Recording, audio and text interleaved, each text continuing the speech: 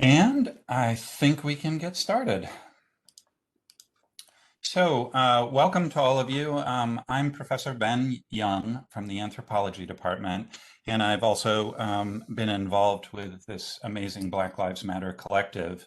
And I'm happy today to share some results of a study that, together with two of my classes last semester, we conducted about vaccine attitudes on our campus. So I'm going to tell you more about that in just a moment. First, I'm going to share some slides, share my screen with you, and hopefully technology will work. If at any point things aren't working, just let me know in the text box. I'm keeping an eye on it. So here we go. I'm going to share my slides. And actually, hold on one moment. I'm going to do that differently because I do have a couple of video images I'm going to want to show you. So I'm going to share my entire screen. Yeah. Hang tight, everyone. Sorry, I'm getting a quick little update.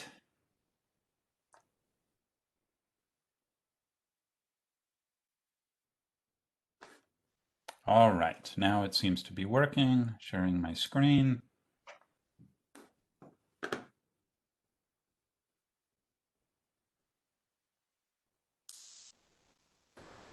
I'm going to bring the chat box up.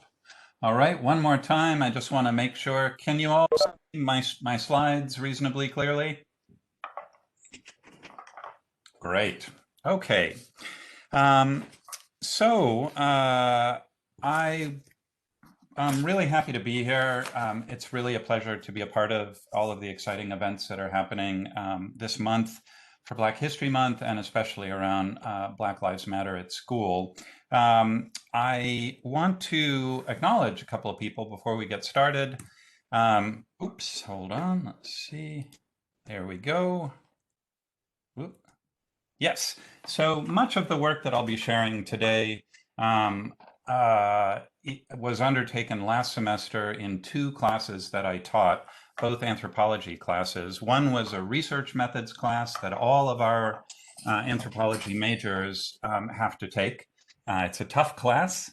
And they really did the grunt work for this, the legwork for this project, and they all had a piece in what I'm going to be talking about today. In addition, my upper level gender and anthropology class also worked extensively with the data that we got from this survey that I'm going to talk about. And they also conducted additional interviews. So I just want to give a shout out, a grateful shout out and acknowledgement to the students in those two classes. I also want to acknowledge very briefly Professor Mike Gale, the interim chair of Black Studies, gave me and our class a bunch of really fantastic advice as we were organizing the survey last semester. The Black Lives Matter Collective has also been really helpful and supportive, and I'm honored to be a part of that, to be involved. I will be presenting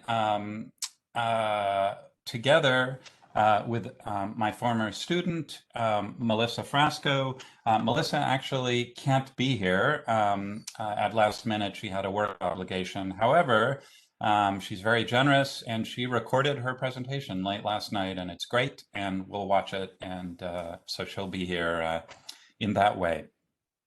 So what I'm going to be doing is I'm going to basically, together with Melissa, is I'm going to be presenting this project that we did last semester that has to do with vaccine attitudes among students on our campus. And I'm going to move pretty quickly through all of that, or at least as quickly as I can, and bring us hopefully in 20 minutes or so to some of our key findings. And at that point, I'm mostly imagining that we'll talk about what they might mean. And I'd be really eager to hear what students who are here today make of these findings. Much of this is preliminary, so this is not a finished product that I'm presenting you. And I will be, yeah, it'll be great to to see what you think. Okay, so the first thing I want to do is just give you a little bit of background on how people like me, that is to say anthropologists, how do we think about vaccines?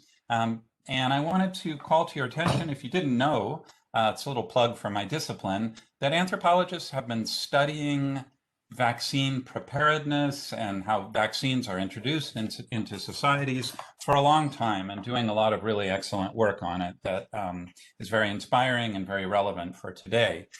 So we've been doing research on the vaccines that students have to take at New Paltz, the MMR,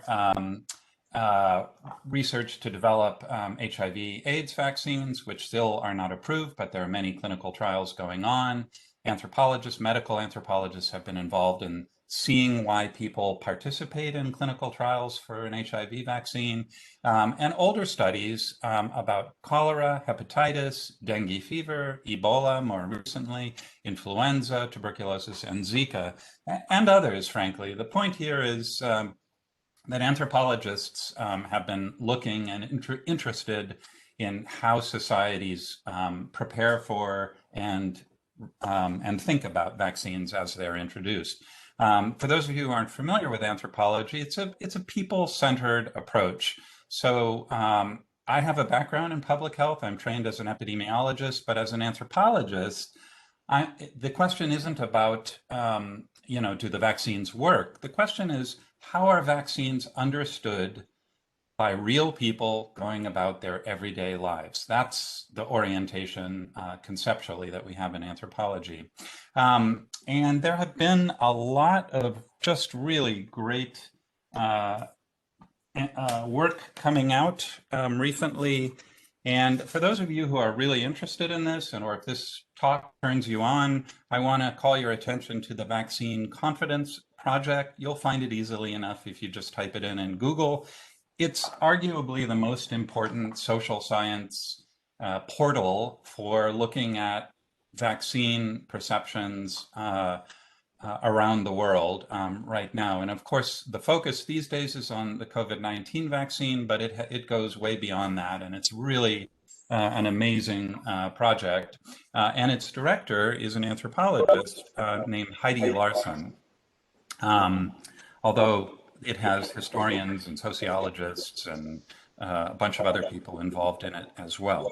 I just thought I would really quickly show you that if you're interested in this stuff, there are a bunch of great books that you can read. This is Heidi Larson's most recent book. There are books about do we focus too much on vaccinating the people in our own nation, especially those of us in the global north, to the exclusion of the global south, an idea that's been referred to as vaccine nationalism. Some great stuff on that. There's some historical work on where hesitancy around vaccination comes from, questions about race and legacies of racism in our country for attitudes about medicine and vaccines. Amazing ethnographic studies about MMR specifically, measles, mumps, and rubella, and why some parents don't want to have their children vaccinated, what's going on with that. Anyway, a whole bunch of really great contemporary studies, just to call your attention to those. Okay.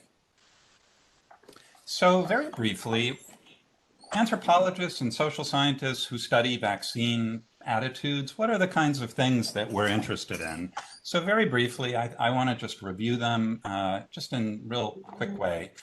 So one thing is we're interested in what do people think about the actual substance of the vaccine that they might get? Do they think it's safe? Do they think it will work? Do they think it's important for them? So safety might have to do with side effects. Importance might be like, yeah, it works, but do I need the vaccine? I don't know. Maybe I don't. That's a question of importance.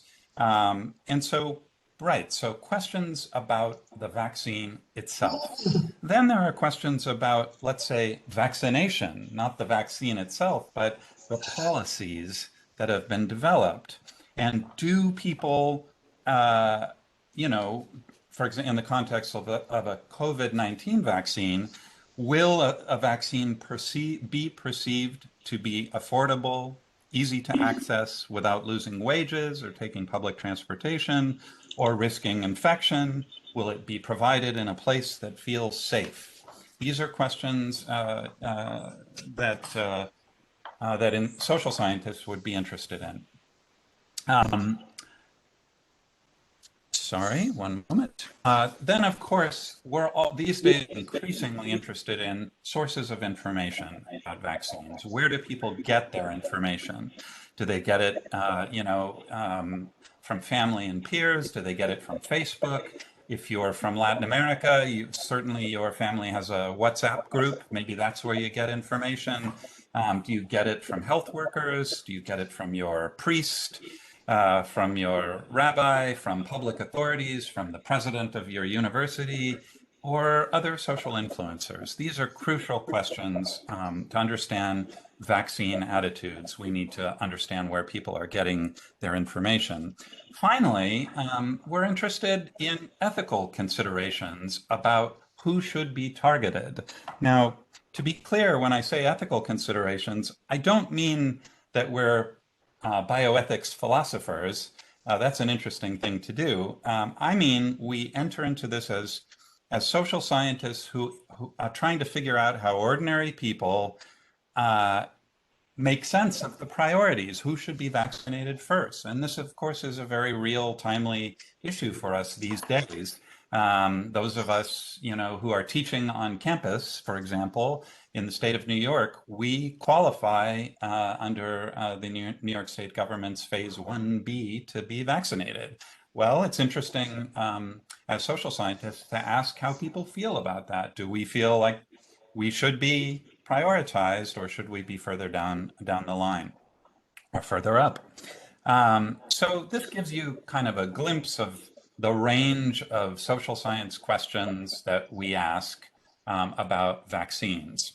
I wanted to also briefly introduce a couple of key concepts that I think are, if you're not familiar with these, they'll be good for just for our kind of cultural vocabulary.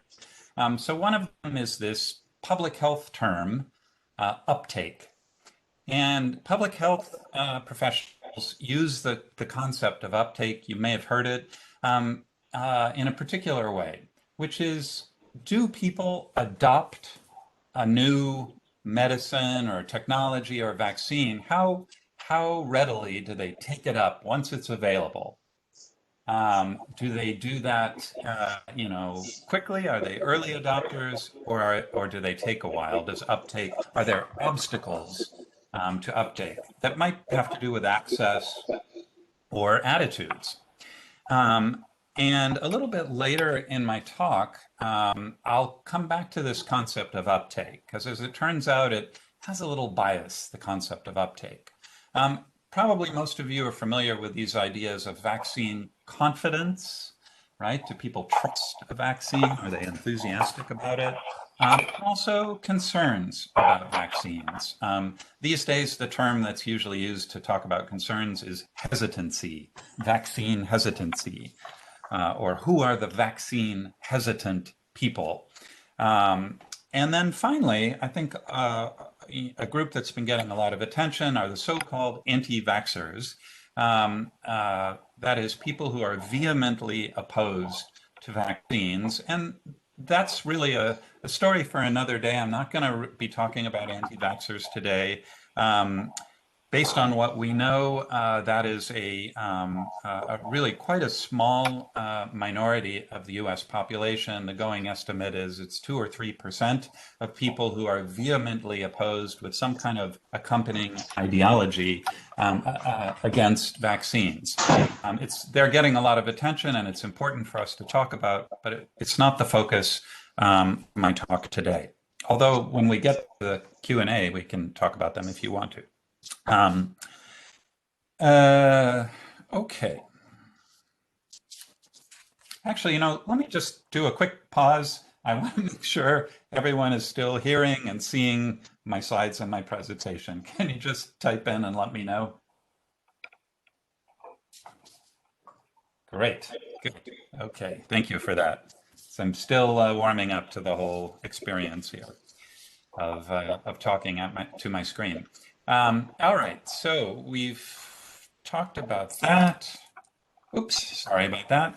So just as a lead up to Melissa's little presentation that she's going to do, an important question. What do we know about vaccine attitudes in the United States? This is a complicated story, and I'm giving you a summary version of it. By the way, I see a question about, is this being recorded? The answer is yes, it is being recorded, and I'll have to figure out a way to make it available to everyone, but probably it'll be through the Black Lives Matter at School site, but it is being recorded for sure. So what do we know, in a very basic way about vaccine attitudes in the United States?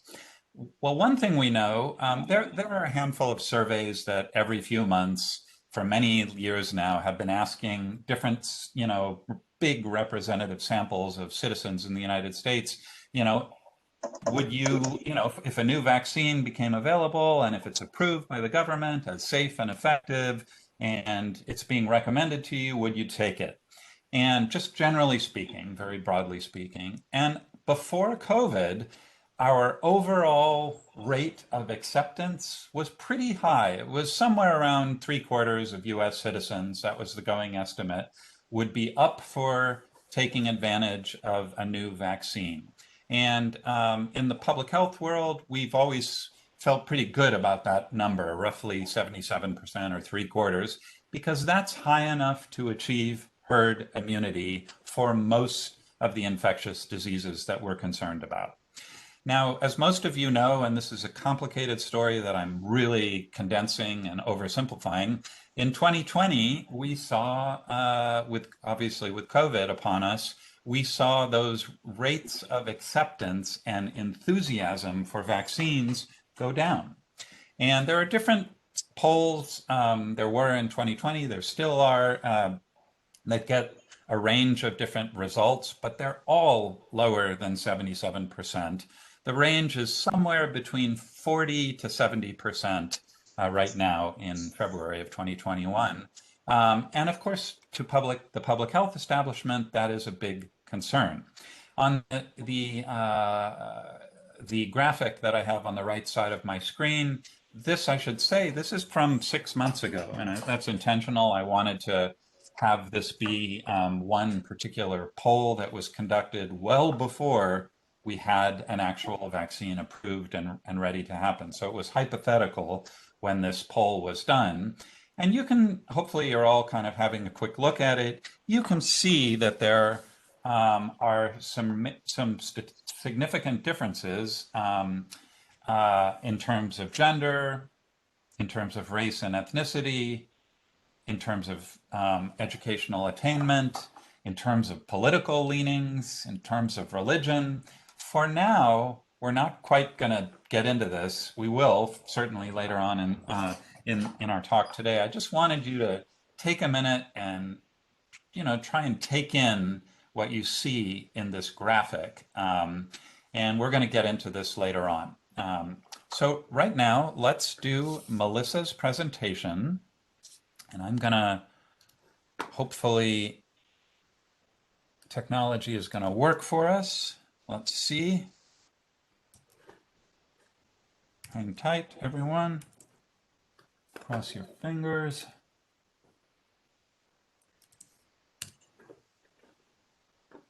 I've got a good feeling about it.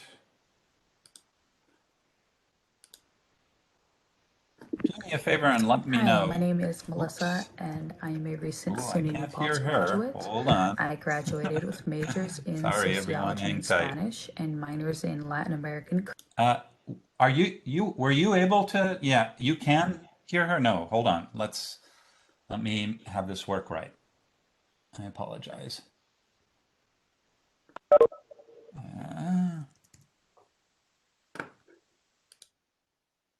So just a little test. Can you hear her Caribbean Studies, and Women's Gender and right Sexuality now? Studies. Okay, I'm glad to hear that. I could not hear her, but I'm going to play it because I want to get this going. Let me know in the chat box if there are issues with it and you're not able to hear it. Hi, my name is Melissa, and I am a recent SUNY New Paltz graduate. I graduated with majors in sociology and Spanish and minors in Latin American Caribbean studies and women's gender and sexuality studies. And after graduating, I've been working as a care coordinator for a social work agency in Queens, and my job is essentially to connect individuals with the resources in their community. And all of the people I work with are Spanish speaking and undocumented. And so in my last semester, I was one of the students who took part in analyzing the campus-wide survey on the perceptions of COVID-19 vaccine. And the paper I wrote analyzing the results of this survey centered on the perception that there is a link between autism and vaccines. First, I will review the findings from an important study published about the attitudes towards prospective COVID-19 vaccine, and then I will focus on the theme of race in a survey conducted by Fisher et al. Found what she found, and some of my own reflections on race and how it is important to understand vaccine attitudes among SUNY New Paltz students. And excuse me if my eyes are moving back and forth. I'm reading off some notes on my computer. And so the paper that informed my work and raised many important points on the COVID vaccine perception before those vaccines were widely available. This paper was called Attitudes Towards a Potential COVID Vaccine, a Survey of U.S. Adults by Kimberly Fisher et al. This study was completed before COVID-19 vaccines were available. And from this work, I found that the second most cited reason for one's skepticism of the vaccine was due to the lack of trust in healthcare providers. I would like for you to hold that thought for a minute while we explore some of the statistics of Kimberly Fisher's survey. And so her survey included 991 participants, of who were asked, when a vaccine for the coronavirus becomes available, will you get vaccinated? And this was followed by the response options of yes, no, and not sure. And so 57.6% of participants indicated yes, they intended to be vaccinated.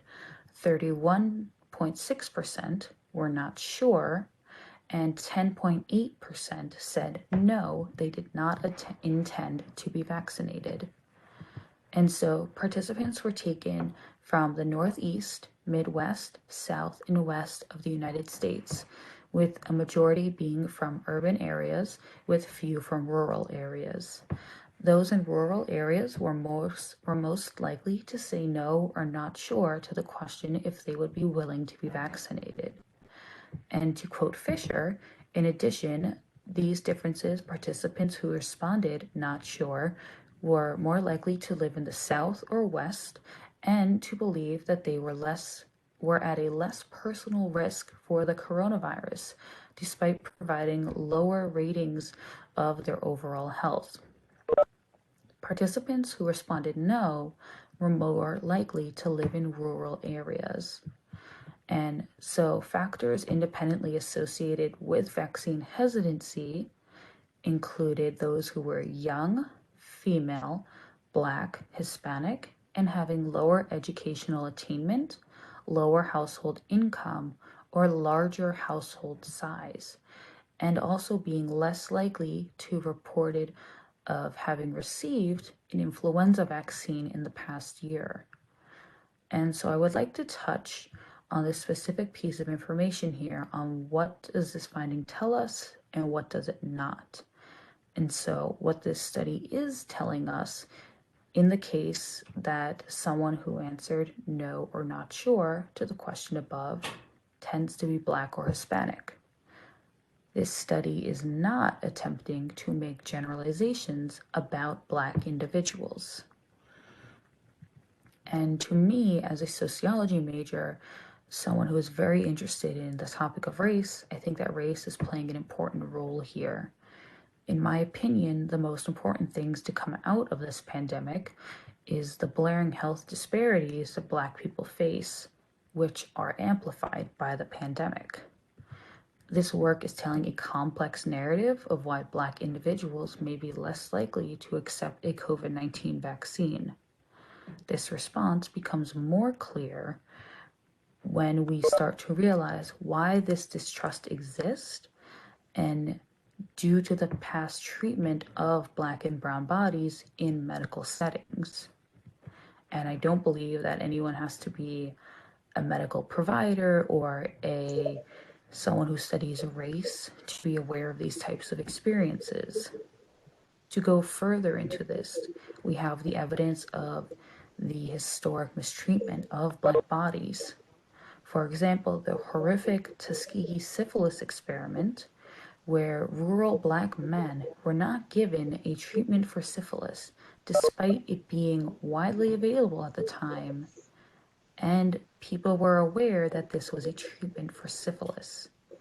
And so, because these researchers unethically decided that they wanted to explore and exploit the symptoms of late stage syphilis, they withheld a known treatment for it at the time, which was penicillin, something so common.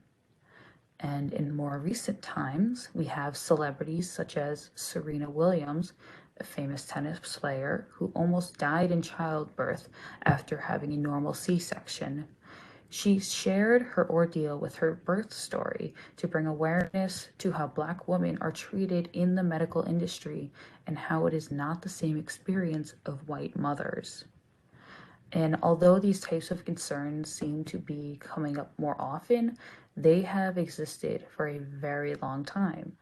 And I believe that one way people are navigating this ordeal is by studying how to increase vaccine uptake and how to start closing gaps in health disparities within communities of color. And to quote Fisher on why we conduct these studies, quote, our findings highlight the need for vaccine implementation strategies that anticipate racial gaps in COVID-19 vaccination. These strategies could draw on the approaches used to successfully close racial disparities in measles vaccination while being mindful of persistently lower rates of influenza vaccination rates among minority adults stemming from the lack of trust in healthcare, end quote. And even though this article was completed before COVID-19, these COVID-19 vaccines were readily available. I think that it brings up many good discussion points and that it is highly relevant due to the movements such as the Black Lives Matter movement. And I would like to end on the question, where do we go from here and how will we use this information to go forward? One thing that I would really like to see explored is how to approach vaccine hesitancy and inform those who are most hesitant about vaccines. I think that race is a vital part of this discussion. And for example, the Black Lives Matter movement brings everyday experiences of Black individuals to the forefront of white America. And although this type of work is extremely important, it should not only be done by Black individuals. This type of awareness raising must be done by white counterparts like myself to confront disparities and discrimination of people of color. And in this time, something that is undeniable is the amplification of health disparities among communities of color that can no longer be ignored and are demanding to be addressed. So for my hope is that what you take away from this discussion is that these conversations we are having are important. It is important to study vaccine hesitancy in Black individuals and how we can start to repair these relationships of trust. And so when these discussions arise and we start to go beyond the answer of, oh no, or I'm not sure if I'm interested in the vaccine, we use these answers and we start to investigate what are the reasons that make someone feel a certain way. And lastly, I would like to touch on an anecdote from an interview that I was able to conduct with a student counterpart from a research studies class. And so we interviewed this person by Zoom call, and just by my luck, my paper was on the perceptions that vaccines and autism are connected. And the person interviewed had a sibling that has autism. And so when I asked them how it makes them feel when people promote the idea that vaccines and autism are linked, they were quite unhappy and angered by this baseless claim. And as their siblings' autism had nothing to do with the vaccine, and their autism did not make them much different than anybody else. And so, aside from the scientific evidence that we have that debunks the claim that autism is caused by a vaccine, I think we're going to have more and more discussions very soon where we address problematic ideas that promote ableism, promote exclusionary ideas that promote racism. And I'm excited to see where they go. I'm excited to see where the Black Lives Matter movement will continue to make strides. And I would also like to thank you all for participating in the discussion. I wish I could be there in person, but I wish you all a safe rest of the semester. And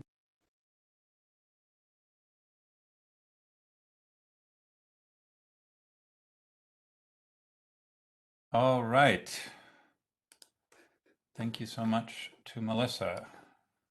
She will eventually see this. So if anyone wants to give her any kudos, feel free to put it in there. Okay, so a lot of important information in Melissa's comments. If you can indulge me, I'm going to actually plow forward. I've got about maybe 5 to 10 more minutes, and then we got a bunch of stuff we got to talk about. So this, by the way, is, if any of you are interested, this is the paper she was talking about, the research paper. So one of the the key ideas that Melissa, just to synthesize, talked about, that vaccine hesitancy in the United States, we know this is concentrated among Black, Asian, and other minority groups. It's also concentrated among low-income populations. And there's a real irony to this, because these are the groups that have been hardest hit by COVID. And to date, I actually looked this up yesterday, only 5% of people of color in the United States have been vaccinated. All right, so let's move forward. And these, I think we've pretty much covered these. I'm not going to spend much time with this. These are some of the most common concerns that people who have some hesitancy around vaccines mention, right? Lack of trust in pharmaceutical companies, the sense that, this was sort of a rush job. Many of us have these concerns, right? This doesn't make you an anti-vaxxer. And it doesn't necessarily mean you won't get vaccinated. These are simply mapping out the most common concerns, maybe that they haven't been properly tested or that they might have side effects. All right, so last semester, we conducted a study of vaccine attitudes on our campus. It actually had two main components. The first was an anonymous online survey, which any of the students in here, hopefully you got it and you participated, because it was actually sent out through the student research listserv. So an online, anonymous, quantitative survey. We wanted to be able to present it in forums like this one today. So we had to get approval from the Human Research Ethics Board, HREB. Those of you students who have been through that, and certainly faculty, have some idea of how much work that was, that every student in the class had to get the protocol approved through HREB, but they did it. We ended up getting 341 respondents, a reasonably good size, big enough to see some basic patterns and look at some possible associations. I'm not going to take you through the long version of the survey instrument, but you can see below the themes that we asked questions about, people's general attitudes towards vaccines, their experiences, and then some specific questions about a hypothetical COVID vaccine, because of course it was hypothetical in November, mid-November, when we did the survey. It hadn't started to be rolled out. And all of those other issues, where do people get information and ethical considerations. We did actually do some follow-up interviews with a much smaller subset of people, face-to-face virtual interviews, but I'm not going to be presenting those today. I'm going to focus on the survey. So very quickly, we got a good sample, 341 students. You can see here a nice spread of different classes. We seem to have gotten a lot of third-year students, but generally we got a nice spread of students from all of the different years of study. Interestingly, our sample is disproportionately cisgender female. And I'm not going to get too into possible reasons for that. I just want you to be aware of it. Cisgender females are much more represented than is the actual demographic pattern for a student body. This is important for our conversation today, that white identifying students are also somewhat disproportionately represented in our sample. I'll note that according to the last study that SUNY New Paltz published, 7% of the student body is African American or Black identified, and in our sample it's 4.4%. So it is somewhat lower, not horribly lower, somewhat lower, certainly. Latinx. In our sample, 13.9% identified as Latinx. That is also somewhat underrepresented because the going estimate is that about 22% of our student body is Latinx. Social class. Now, I should be clear, this is one of those questions where you just pick the identity that you feel best with. So it's a social class identity question.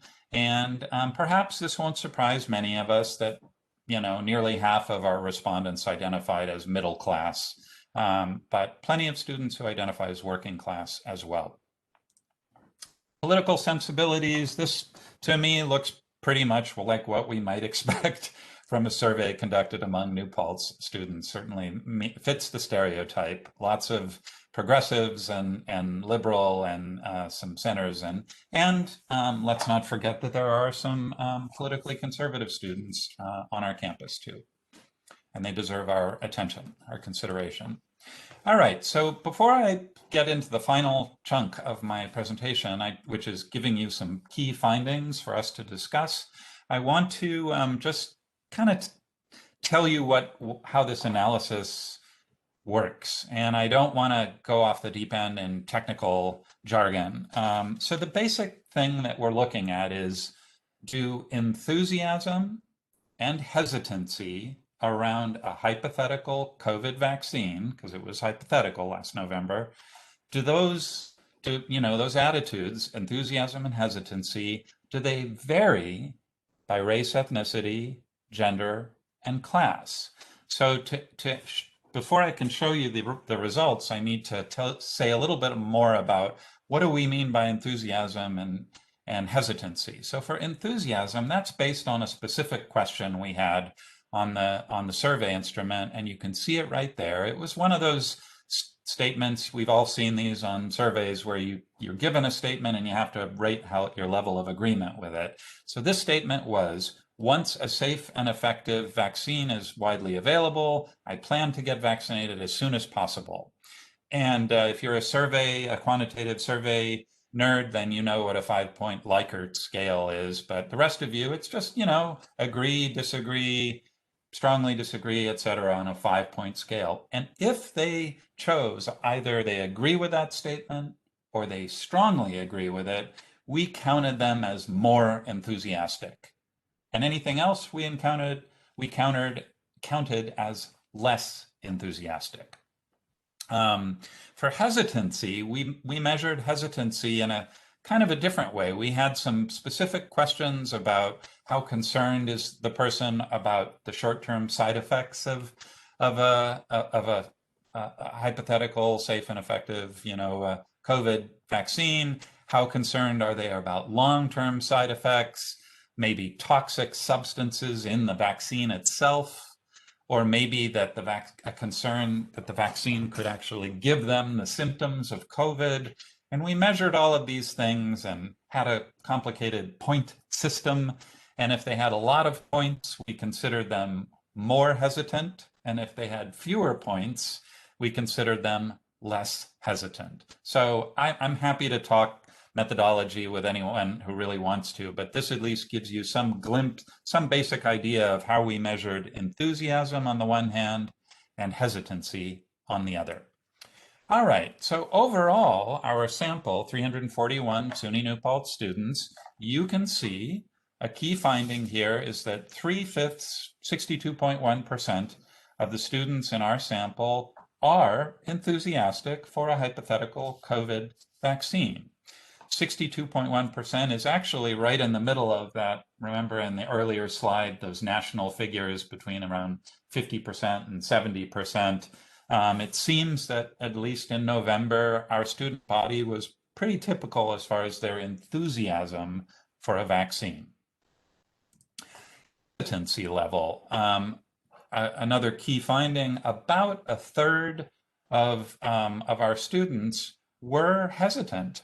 So you could say there was vaccine hesitancy among about a third of our students. More, let's say, significant hesitancy. Again, we're not talking about anti-vaxxers. We're talking about people who expressed more concerns about a potential COVID vaccine, about a third of our sample. All right, so now what I'm going to get to, the very final chunk here, is do enthusiasm and hesitancy vary by gender? Let's do that first. It's easy. There are no significant differences in any way we looked at this. There are no, in all of the different gender categories, the level of enthusiasm and the level of hesitancy is not significantly different by gender. We can talk about that later on if anyone wants to, but for now, I'm going to move on. But it is actually an important finding that gender does not seem to be structuring people's attitudes about vaccines. We can come back to that, but that's the first finding. No significant differences for enthusiasm and hesitancy. Now, what about class, or that class identification question? As interestingly, as far as enthusiasm goes, there are no differences, no significant differences between whether you said poor, working class, middle class, upper middle class, upper class. As far as enthusiasm, no significant differences. However, when we look at hesitancy, we do actually see more hesitancy concentrated among students who selected working class as their class identification. If you're someone who knows how to do statistics, I haven't talked too much about the methodology, but you may know what a p-value is. And when we get a p-value of less than 0.05, we take these differences seriously. There's something going on. They're not due to chance. There's a real difference. And this finding of more hesitancy among students who identify as working class has a very low p-value and is something that we could talk about. So let's remember that. I'm going to move on to race and ethnicity, and that's the final chunk, and then we'll open this up. Race and ethnicity. So first, the question that we had on our survey, do you identify as Latina, Latino, or Latinx? Yes or no? When we look at enthusiasm around a hypothetical COVID vaccine, we found no significant differences.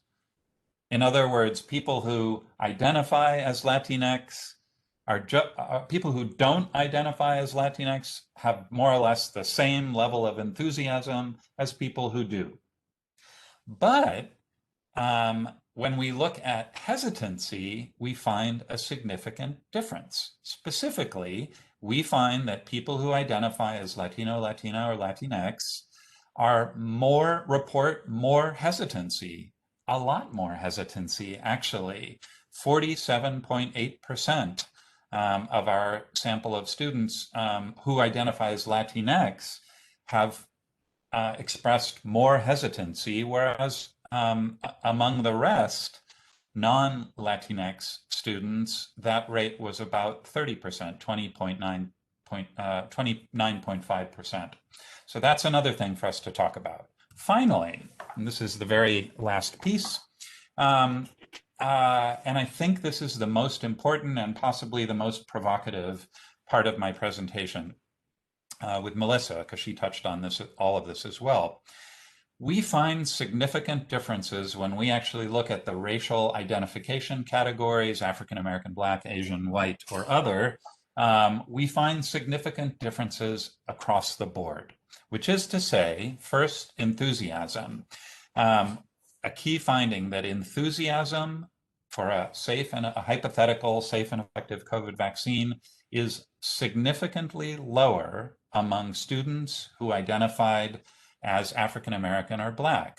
You can see we have enthusiasm, or the absence of enthusiasm for a vaccine, reported among 66.7% of African American / Black respondents, whereas if you can compare it to all of the other categories, and you can see it's a lot higher. We're going to talk about all of this in just a minute, and I'm going to incidentally shut up and see what you all have to say. But let me just finish up.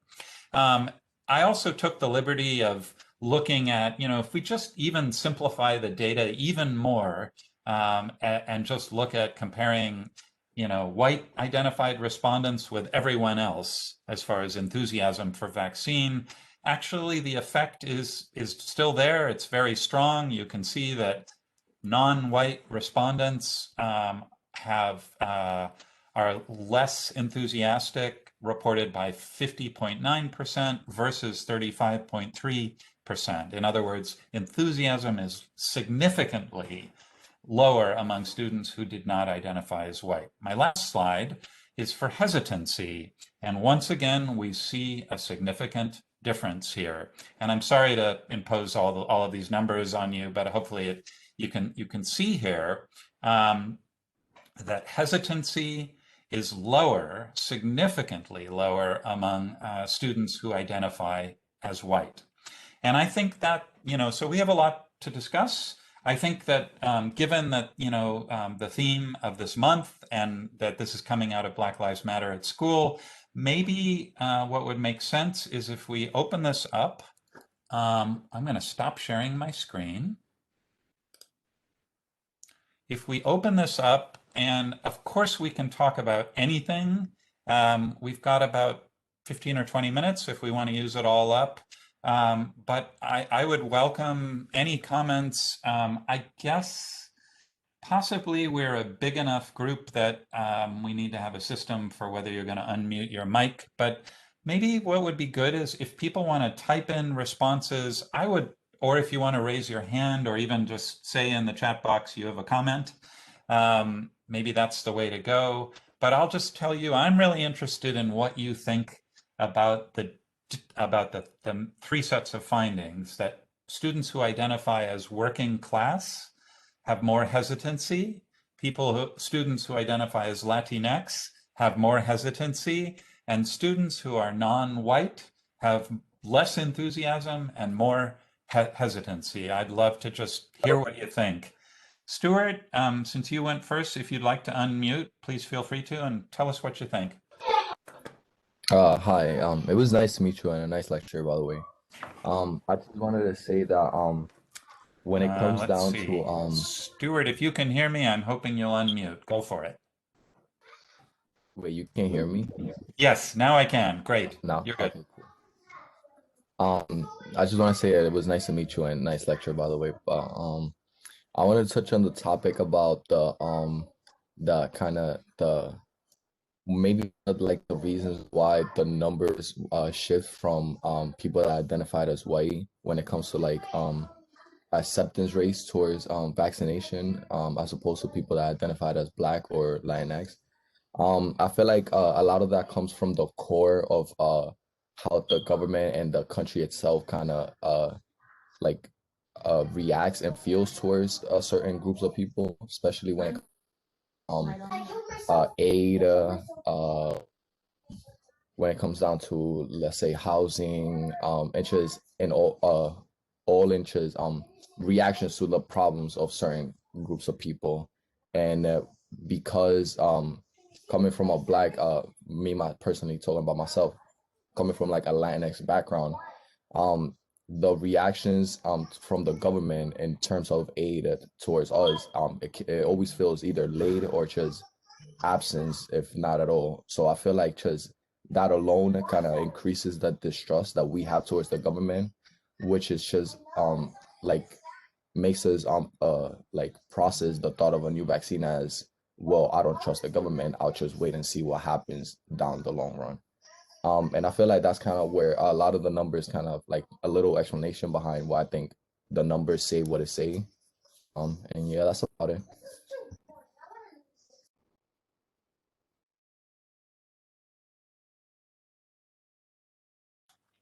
Thank you very much, Stuart, for sharing that. I'd love to get other voices into this, and then we can talk to each other. Mariah, would you like to unmute and go for it? You can hear me? Yes. I agree with what he had to say because there's not a really good track record when it comes to like caring for black women and like black people in general and Latinas because and I think that also adds to the distrust because at the end of the day the people that are giving out vaccines and making the vaccines are also people that are profiting off of doing that and that's their job. So it's always going to be the question about who is actually making these vaccines and why, like where their what are their intentions. Mariah, I'm so glad you brought that up. We should never forget that all of the vaccines that we're starting to get and will be getting are all caught up in international capitalism, right? This is not an industry that is fundamentally about saving lives. It's an industry that, above all else, is about making money. And all of the companies that make our vaccines, Moderna, Pfizer, Johnson and Johnson, are multi-billion dollar international pharmaceutical companies. So I appreciate Mariah's comment very much. Anthony, you're on. Peace, family. Thanks to Benjamin and Melissa for your excellent contributions. I think that this research is particularly important and meaningful in a variety of different ways. Just piggybacking on what has already been said and expressed by Stuart and Mariah.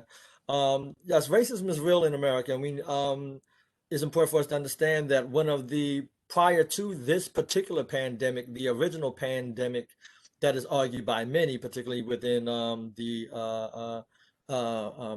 educational institutions by Black folk, is racism. Racism was one of the original pandemics of American society, and still impacts us in a variety of different ways. These Throughout the presentation, there was a lot of engagement of the historical realities of racism and the different ways in which it overlaps in terms of medicine. But then, so a lot of times people even forget that one of the father of gynecology himself was actually practicing on enslaved Black people without any kind of um, what do you call it? When you call it, he was practicing on them without giving them any kind of Consent. not consent, but where they don't feel it. Anesthesia. Anesthesia. There you go. Thank you very much. And without any kind of consent, but also anesthesia, right? And as recently, the J. Marion Sims statue was taken down from Central Park as a result. But then also, so that's some old history. But even recently as 2016, there was actually a study that was done on the experiences of Black people in pain in the medical community, and they actually asked a variety of different medical participants, and half of that sample of white medical students and residents endorsed beliefs about about Black people experiencing pain at a different rate than white people, in addition to them thinking beliefs about Black people having thicker skin, things such as that. And even in my own personal life, I have Crohn's disease. So in the past, I had to go to doctors early on to try to find out what was going on. When I went to this first teaching hospital in Philadelphia, I felt as though things weren't actually right. I went to a second teaching hospital, and when I went to the gastroenterologist there and told him about my experiences at the other hospital, that gastroenterologist immediately said, "Anthony, what they did to you was barbaric." Right? So this is just 15 years ago.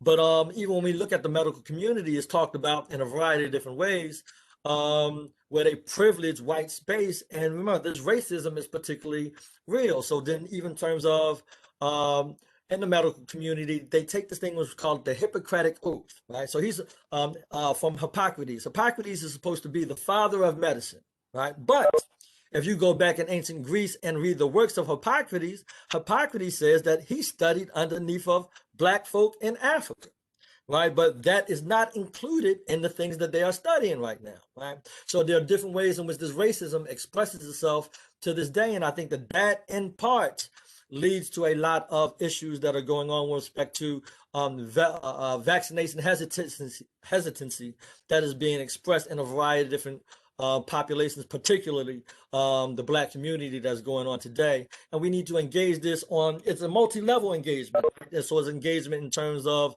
us addressing this in the public sphere, addressing these in the classrooms, and doing something particularly intentionally with respect to engaging these things and educating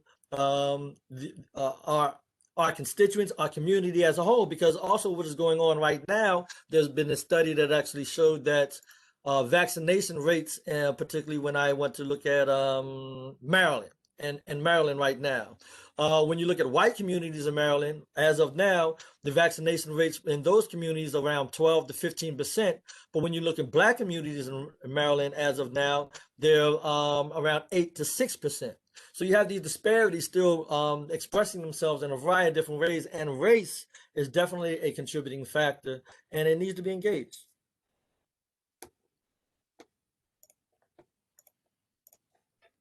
Okay. Yeah, I would love to hear from some other people. I'm really curious about students in the group. Like, are people talking about vaccines? Do you have anxiety about, like, you want to get one as soon as possible, or is it kind of like something you're tuning out? And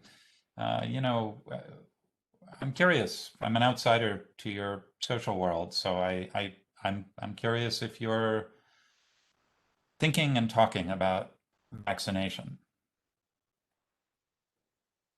By the way, Anthony has posted some really good stuff in the chat box if any of you are interested. I'm putting in something else that I think is very interesting from the Washington Post recently, that is also about this theme of vaccine hesitancy in communities of color. I'm also, just to throw a couple of other things out, if anyone wants to pick them up, they can.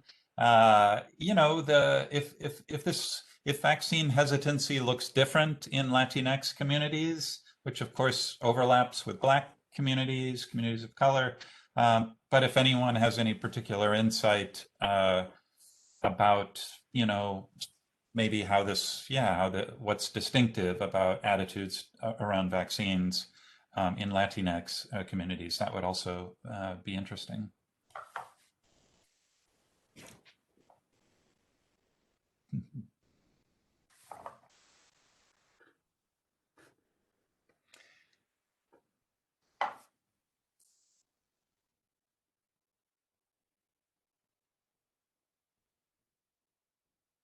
So let's see. Well, we'll see how this goes. I'm holding back. Of course, you get me talking. It can be hard for me to stop talking. So I'm hoping I can say something that will get some more of you to talk. But I think what is interesting here is hesitancy. This idea that having hesitation, having concerns does not make you an anti-vaxxer. I think I've had some students tell me that they don't feel comfortable talking about their concerns because they're worried that on our campus they're going to be treated like an anti-vaxxer. I don't know if that's the case, if those of you who are students, if you feel that way, if you can talk openly about concerns that you have about the vaccines. And if this is something, that you're thinking, well, yeah, I'd like to get vaccinated eventually, but I'm going to wait a while and see how it's all going, if that's your perspective. Even though this is a Black Lives Matter forum, I think anyone is really welcome to share, especially students, to share, your kind of where your head's at about vaccination. That would be a really great contribution to this discussion if you're comfortable.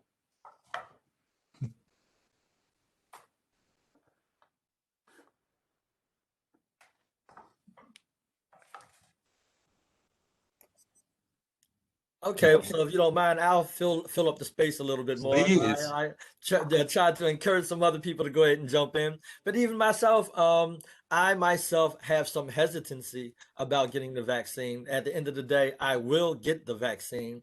I'm more afraid of getting the virus than I am afraid of getting the vaccine. So at the end, so that's the balance that I come with it, right? As I move forward, but I actually did already experience the virus in March when it first hit us, right? So I was one of those people that got it very early, and it really frightened me. It really frightened me, particularly because again, I may have mentioned that I have Crohn's, and because of my Crohn's, they intentionally suppress my immune system. So I was very frightened. But there's been some studies that are gesturing towards the fact that the immune suppression that I take actually minimizes the symptoms, like if it prevents it from getting into your lungs and stuff like that. So in some ways, it may have actually saved me from some harsher symptoms. But that being said, yes, I am looking forward to getting the vaccine, but I want to take my time. But I did also encourage both of my parents to get their vaccines, but both of them have actually received their first dose so far. Matter of fact, my father just got his second dose just last Monday. Yep. Anybody else? Yeah, I see there are two comments. Stuart, I know you were first, but since Shanna hasn't spoken yet, I'm gonna let her go first and then Stuart. So Shanna, feel free to unmute yourself. Yeah, sure. So I definitely had a lot of hesitancy when they first started developing the vaccines and who they were going to be distributed to first and everything, just because it was so new.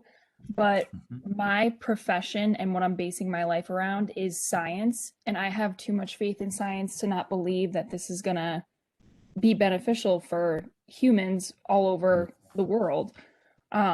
So I have to put my faith in science with that. And I already went through COVID, but I still qualify for the vaccination. So I actually have an appointment tomorrow to get my first dose of the Moderna vaccine. So I'm looking forward to it. I'm curious to see how it's going to go. I'll just mention, Stuart, before you go, that I've only presented kind of like a sliver of our data set, and we actually ask questions about science literacy. To one of the hypotheses that we are playing around with this in this project is the hypothesis that people who have more science literacy, like they know what herd immunity means, and they know the difference between a messenger RNA vaccine and a different kind of vaccine, that people have more science literacy are going to be more enthusiastic about vaccines. And Shanna, it sounds like that actually kind of fits your narrative. So, but we haven't analyzed that data yet. It'll be interesting to see. Stuart, you're on. Yeah, can you hear me? Hmm. Okay, cool. I wanted to add on to what Anthony was talking about. I myself am feeling like almost identical to you, like towards the vaccine. Like I just like I'm not really too trusty towards the whole thing, because like I was watching the news the other day with my mother, and then like I would classify her as a like as a call it like a worker. Damn, I Hmm. forgot the name. Like the employment workers were like they would most likely yeah, an essential work, thank you. Where like she would Essential. have to at some point or another be required to get the vaccine in order for her to do her job. And we was watching the news, and then they're talking about how for some reason now instead of 2 doses is gonna be changed to 3 now, like for the full vaccine. So like in my head, I'm just like, how is it that there's so many like changes still coming to this while they're still administering it? So in my Mhm. head, I'm just like, I'm just iffy towards it, because I'm like, I don't really know what's the full intention behind this. Like I'm in my head, I'll just might as well wait to see what's happening with the people that's already taken it. Mhm. So yeah, that's how I stand about that. Yeah, not to get too off track here, but Stuart, I think that that's probably about the possibility that even those of us who have already had, our Pfizer or Moderna 2 shots may have to get booster shots because of the variants that are popping up in places like the United Kingdom, South Africa, and Brazil, and they're all here in the U.S. too, and there will be more, um, which. And if it's something other than that, then I actually don't know about it, but that's my guess. And it really does complicate, like, our sort of faith that, once we get vaccinated, we'll be protected, because maybe it's more complicated than that. So I'm not surprised to hear you express that concern. Um, Shannon, did you raise your hand again? Yeah, I just wanted to touch on that Sure. with watching the news and stuff like that too. I learned a couple months into when COVID first started to kind of push myself away from social media and the news outlets, because there's so much different information being given for each vaccine and things get mixed up, and certain things aren't being said that are true or whatnot, and to really focus and do some research before you decide to do the vaccine or to take the vaccine. Mhm. It's more than just what's on the news. There's a lot more to it. Mhm. Also, just calling everyone's attention to there's some great links being posted in the chat area if you kind of want more of this. Um, so I think we're just about done. We've got a couple more minutes. Do anyone want to share any other thoughts or your own experiences or reflections on what we've talked about today? I did have a quick question, Benjamin. You held up some books earlier. I think it was the third book. It was like a grayish cover, and I think it had something to do with race and vaccines. Do you know the one that I'm talking Yes, sure. about? This one's a good one. Jill Fisher. Jill Fisher. Okay. Yeah, there's so much good stuff coming out right now. So I'll wind down with one final reflection, which is right now. So I consider myself fortunate because I teach on campus. I'm qualified to be vaccinated. I actually had my second and final Moderna vaccine shot last weekend, and I also was lucky. I didn't have too many side effects. I felt okay. So that's great. Uh, and I feel like I'm, whatever. I mean, we're those of us who've been vaccinated already, we're fortunate and it's early, right?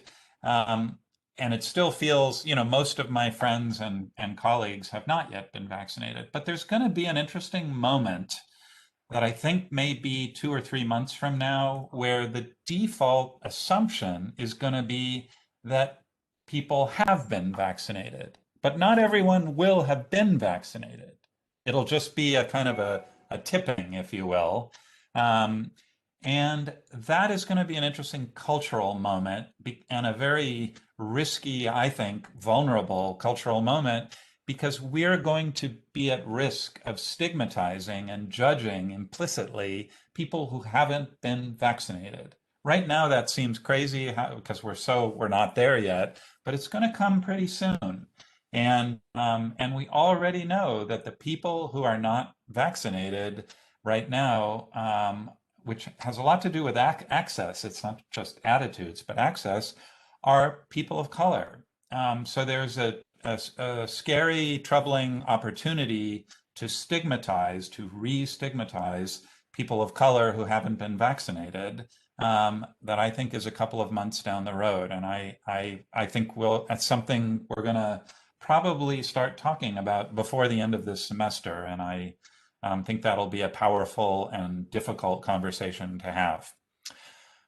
On that note, I'm so grateful for all of you who made time to come.